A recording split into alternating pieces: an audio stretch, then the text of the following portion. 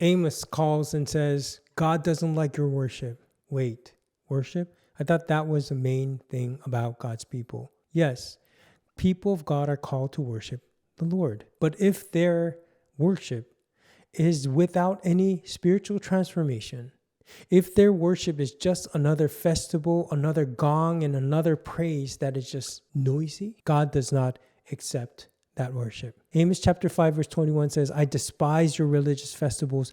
I cannot stand your assemblies.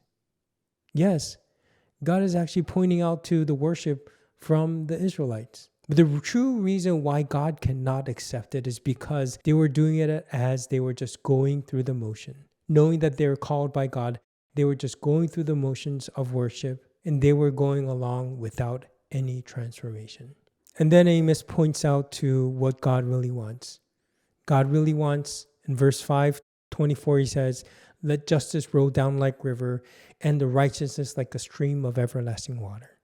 It shows that God wants our lives to be transformed through worship and any of the spiritual practices that we do. And that only happens when we allow the water that transforms our lives to transform and change us during that time.